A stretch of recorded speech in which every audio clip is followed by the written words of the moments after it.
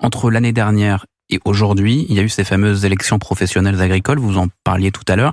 La coordination rurale a enregistré une progression inédite. Vous avez remporté, je crois, 14 chambres départementales, c'est bien ça ? Tout à fait. Qu'est-ce que cela dit aujourd'hui du monde paysan ? Alors, ce qu'il faut surtout retenir, c'est que quand 90 000 agriculteurs ont voté pour 2 syndicats que sont la FNSEA et les JA, près de 60 000 ont voté pour la coordination rurale.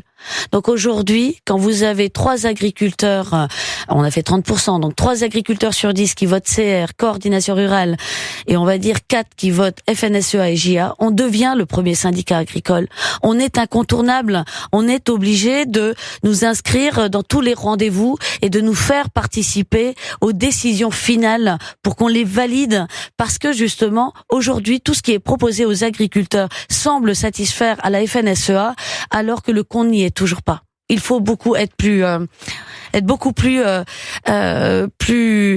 exigeant avec nos politiques et notre gouvernement. Véronique Le Floch, je rappelle que vous êtes présidente de la coordination rurale. Pour conclure, on parlait de ce salon de l'agriculture qui est un rendez-vous très politique. On a parlé du président, on a parlé du Premier ministre.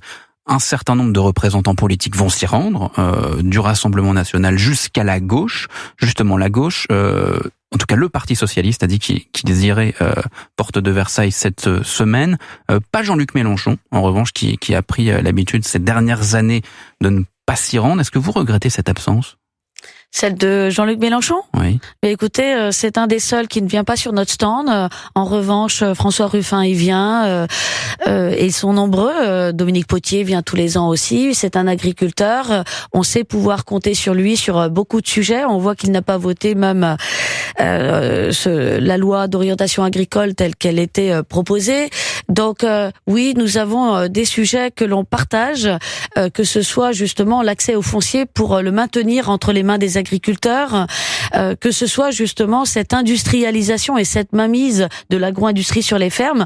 Donc on travaille avec tout le monde et ils sont pas forcément nombreux, mais ceux qui viennent s'intéressent à l'agriculture et on doit travailler avec tout le monde. Merci Véronique Le Floch, merci d'être venue dans ce studio d'Europe 1 ce matin en direct. Merci. Très bonne journée à vous, présidente de la coordination rurale.